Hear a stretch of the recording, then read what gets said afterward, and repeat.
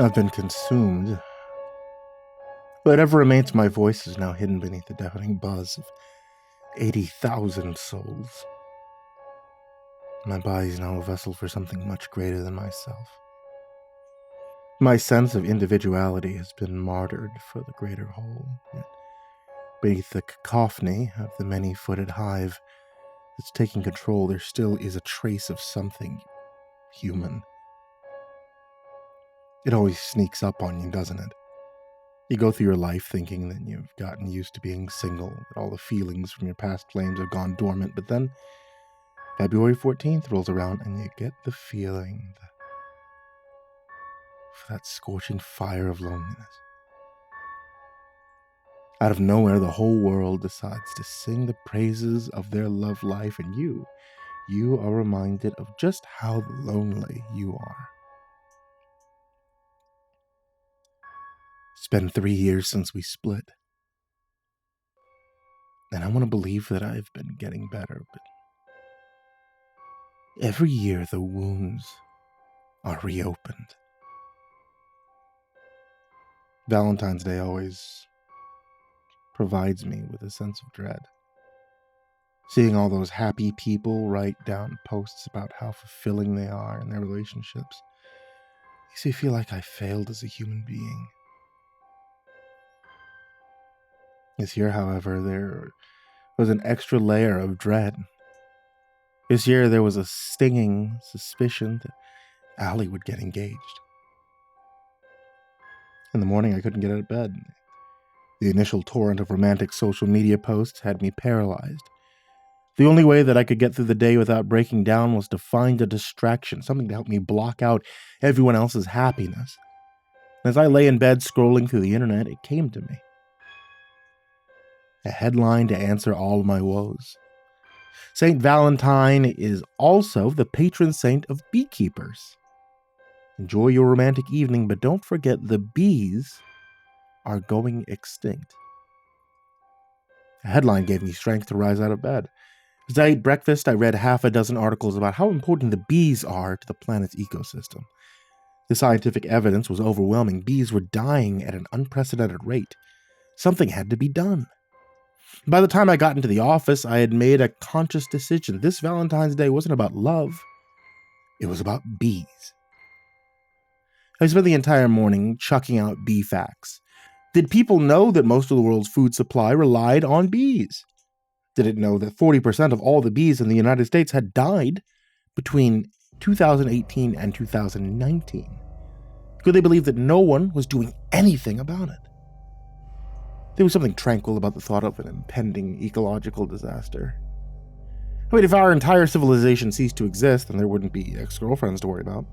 Ellie wouldn't be falling in love with someone else, because she'd be dead. I mean, hell, it seemed silly to worry about her even while she was still alive. It didn't matter if she was spending her evenings with some hunk, eating mangoes, having amazing sex. There were bigger issues at hand. The bees were dying.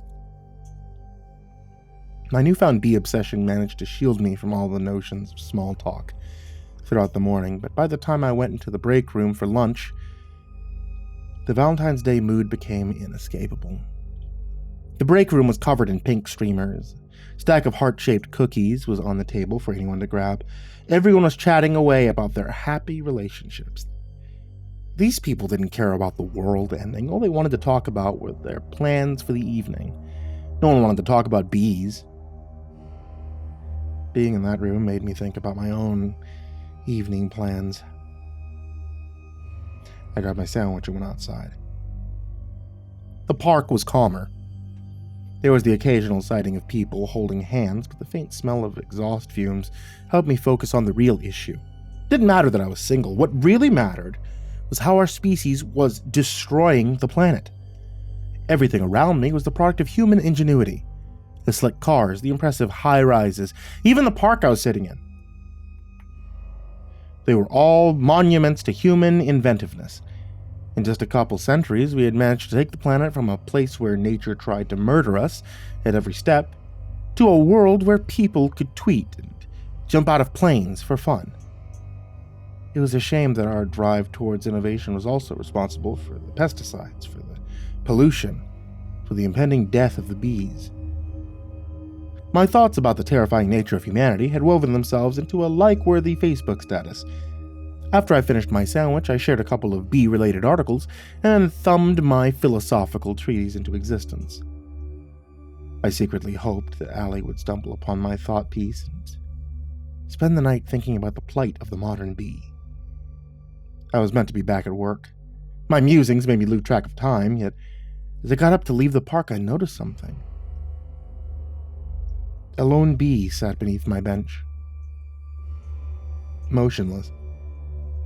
Seeing a bumblebee in February would have been bizarre 10 years ago, but the concept of a cold winter is something that's slowly thawed from reality into the realm of childhood memory. I crouched down and observed, casualty of the ecological disaster that I had helped perpetuate. I poked it. The stinger of the little hairy creature sluggishly reached for my finger. Its wings dragged across the concrete as it attempted to defend itself, but it was clear that the bee was scarcely conscious. I snapped a picture of it and then rushed over to a nearby corner store. This little guy wasn't going to die on my watch. All the articles suggested that the best way to help a tired bee was to provide it with a mixture of water and sugar. At first, the bee was motionless. I was scared that it had died while I was out buying the supplies, but after a while, its antenna started to move. Within half an hour, it was on its feet and ready to fly away. I live-streamed the entire affair. When I returned to work, there were some intrusive questions about how I spent my lunch break, but I managed to sidestep everything by saying I had a personal emergency.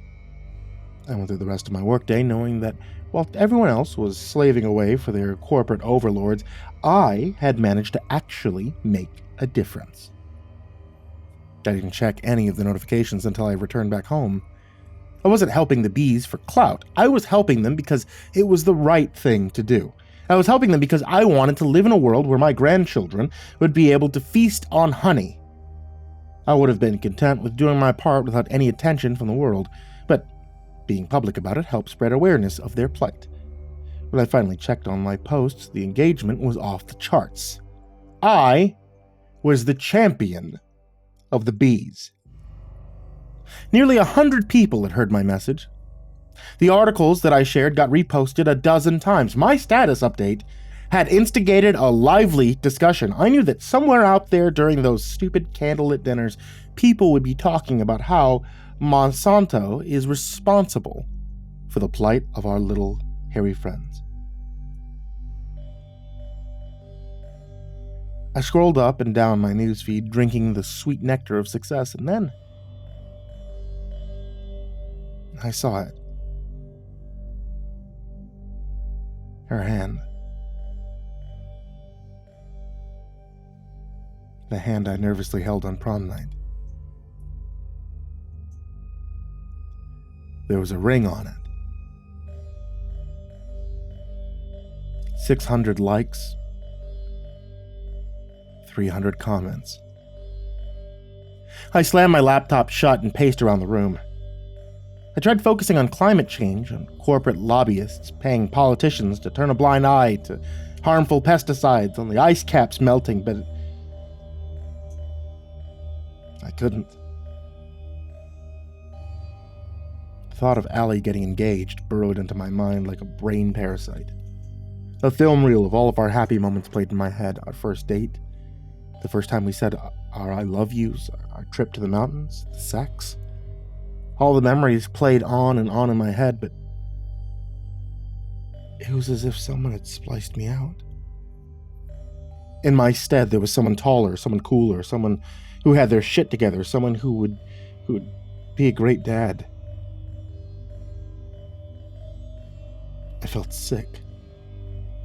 My stomach spun between a dizzying emptiness and a sudden urge to vomit.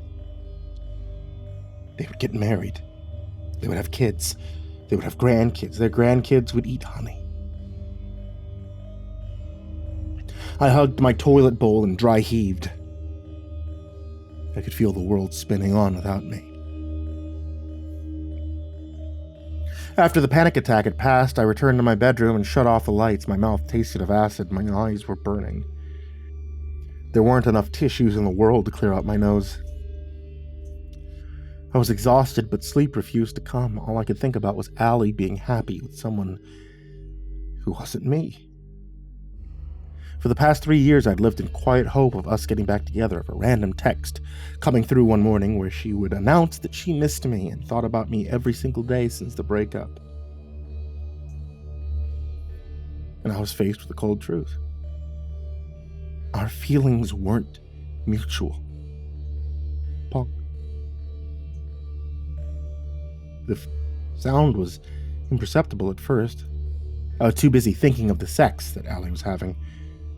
But the taps slowly grew louder. Punk, punk, punk. I sat up and looked around, trying to focus on the source of the sound. A hint of a swelling orchestra could be heard from upstairs. My neighbors were probably cuddling beneath a blanket watching some romantic period piece. Punk, punk, punk. The sound wasn't coming from my neighbors. It was far too loud for that. I held my breath and listened. The sound was coming from my room. Punk, punk, punk. A lone bumblebee was tapping its little stinger on the glass of my window. I got out of bed and turned on my light. Punk, punk, punk, punk. Before the absurdity of the lone bee traveling to the 6th floor of an apartment complex could dawn on me, 3 friends joined the bee. They tapped away at the window chaotically, as if they wanted something. Punk, punk, punk, punk, punk, punk. More bees materialized out of the night and drifted towards my window. The world outside was starting to disappear beneath a layer of black and yellow. Pong, pong, pong, pong, pong, pong. Whatever comradeship I had felt for the bees was gone. These little stingers were aimed right at me. Memories of wasps and hornets' nests filled my head with terror. I ran through my apartment, making sure that all the windows were closed. Bees weren't just knocking on my bedroom. Every window in my apartment was covered in a thick layer of bees. As I moved through my apartment, their stingers reached a thunderous roar. Punk, punk, punk, punk, punk, punk, punk, punk, punk, punk. I stood in the center of the apartment. As far away from my windows as possible, my arms started to itch. Memories of previous stings were preparing me for the pain. It felt as if there was a unity in the stinger knocks now, as if there was a voice hiding beneath the cacophony. But my mind refused to accept it. Pong, pong, pong, pong, let us in. There was a faint buzzing sound coming from beneath my front door. The knocking of the stingers had reached so high a frequency that I was barely able to comprehend my own thoughts. My apartment door gently shook. Looking through the peephole revealed blackness, and a blackness that shifted around with the intensity of 1,000 feet. Pong, pong, pong, pong. We want to. Pong, pong, pong, pong. Help. I could hear the voice clearly now. Beneath the hive lurked something sentient, something sweet. As soon as I focused on it, the noise of the stingers died down. A wave of syrupy calm spread through my veins. We know you're troubled. We know you feel pain. The same skin which itched out of fear of being stung was now draped in a warm blanket of cosmic harmony. Felt like I was a part of something much bigger, something much better. I drifted towards my bedroom window. The knocking and the stingers had stopped, only a faint buzz remained. You helped us. Now let us help you. Let us ease your mind. Let us aid you on your journey. I opened the window. There is much more work to be done. They covered me. Before I could comprehend what was happening, my body was coated in an army of tiny bees. My apartment disappeared beneath a carpet of fine yellow hair. Let us in. Let us help you. Let us ease your burden. My knees buckled beneath the wave of sweet ecstasy. My skin could no longer perceive a difference between me and the bees. My jaw relaxed, my mouth filled with movement. We can save it all. If we work together, we can save everyone. You've done good work, but together, we can do so much more. Let us in. A faint memory emerged. In some other life, I sat in a cinema. Ellie was leaning on me, a bit of popcorn stuck to the back of my throat. The audience laughed at something on the screen. I washed down the popcorn with her soda. Yet the memory drifted away as gently as it emerged. This didn't happen to me. This didn't happen to us. They made their way down our throat, each arrival sending another ripple of pleasure through our body. We could feel them in our veins. We were whole. And then the room was empty. But we didn't feel alone. A sense of wholeness radiated throughout our entire universe.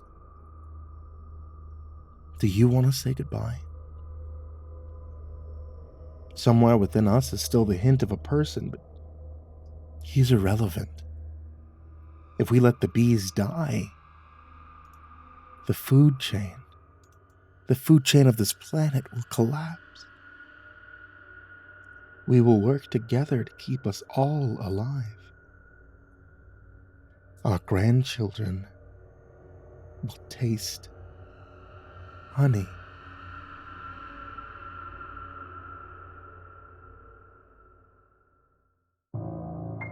Hey there kids, it's me, MrCreepyPasta, and I just wanted to tell you thank you so much for watching tonight's video or for listening to tonight's episode of the podcast. Once again, my book is available on Amazon. It is the Creepypasta Collections Volume 1 and Volume 2. They're always available if you guys want to check those out.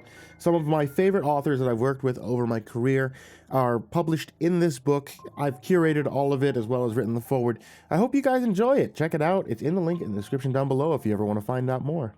And as always, I want to give a very big thank you to everybody who supports me over at Patreon. That's patreon.com/MrCreepyPasta. I cannot thank you guys enough.